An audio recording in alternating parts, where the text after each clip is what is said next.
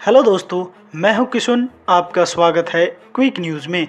तो चलिए आज हम सुनते हैं देवस्कर के बारे में।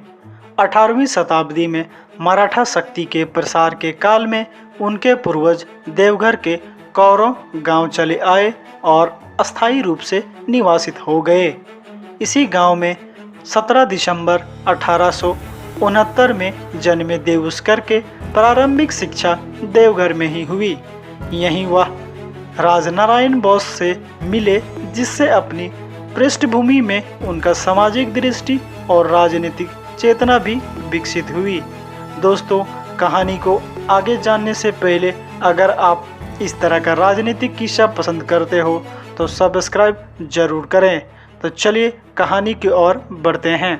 देवस्कर क्रांतिकारी लेखक, विचारक, पत्रकार और इतिहासकार के रूप में अपने विचारों से भारतीय युवा वर्ग को गंभीर रूप से प्रभावित करने वाले देश में स्वराज और स्वदेशी आंदोलन के प्रेरक शाखाराम गणेश देवस्कर का रिश्ता झारखंड के देवघर जिले के कौरव से था। यहीं पैदा हुए और यहीं के मिट्टी पानी ने उनमें राष्ट्रीय चेतना के बीज बोया। उनके विचारों और लेखन ने स्थानीयता और अखिल भारतीय का बेजोड़ संगम पैदा किया। उन्होंने क्रांतिकारी आंदोलन में तो अहम योगदान किया ही, बतौर लेखक पत्रकार उन्होंने इतिहास, साहित्य और देश की राजनीतिक पर अपनी योगदान में अमिट छाप छोड़ी। मूल्य रूप से मराठी होने के बावजूद उन्होंने हिंदी और बांग्ला भाषा एवं साहित्य का प्रचार प्रसार कर देश की बड़ी सेवा की है। यह विशेष रूप से उल्लेखनीय है कि राष्ट्रीय और बंगाल में पुनर्जागरण के देवस्कर का मजबूत संयोजक थे। उन्होंने इतिहास, अर्थशास्त्र, समाज और साहित्य पर अविस्मरणीय और ऐतिहासिक रचनाएं की हैं, जिसमें पूरे देश प्रभावित हुआ और भारतीय युवा वर्ग विदेश सत्ता के खिलाफ आंदोलित हुए। देवस्कर के राजनीतिक जीवन की शुरुआत कोलकाता में सार्वजनिक सेवा से हुई। देश के युवकों को राष्ट्रीय भावनाओं से ओतप्रोत करने के लिए वे कोलकाता में शिवाजी महोत्सव का आयोजन करने लगे। इन आयोजनाओं का बड़ा सकारात्मक प्रभाव पड़ा और इस महोत्सव आयोजन से काफ़ी लोकप्रिय भी हो गए थे।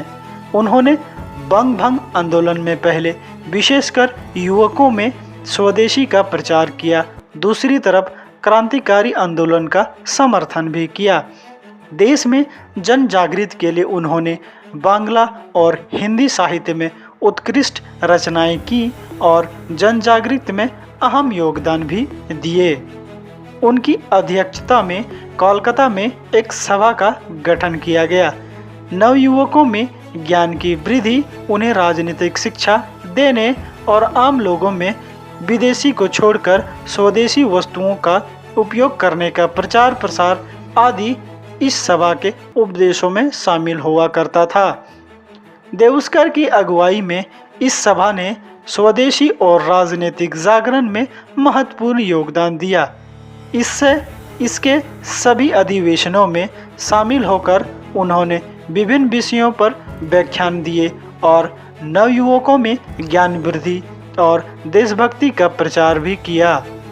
उन्होंने इन सभाओं में प्रत्येक सदस्य को पूर्व से चयनित विषय पर अनिवार्य रूप से बोलने का नियम बनाया। इससे नवयुवकों को राजनीतिक शिक्षा मिली और राष्ट्रीय भावनाओं से प्रेरित हुए। इस तरह से उन्होंने बंग भंग आंदोलन में सक्रिय योगदान दिया। इसलिए देवस्कर को बंगाल का तिलक भी कहा जाता था। इसी सभा के द्वारा स्वदेशी वस्तुओं का प्रचार भी किया गया। इतना ही नहीं, उन्होंने विदेशी वस्त्रों के व्यापारी मारवाड़ियों द्वारा संचालित कोलकाता स्थित नंदन सरस्वती मारवाड़ी विद्यालय के भवन में स्वदेशी प्रचार पर व्याख्यान आयोजित करवाया और स्वदेशी वस्तुओं के उपयोग पर बल दिया। इस प्रकार बंग भंग आंदोलन 5 में देवस्कर ने अपना अहम भूमिका निभाई और सबसे पहले स्वदेशी पर जोर दिए।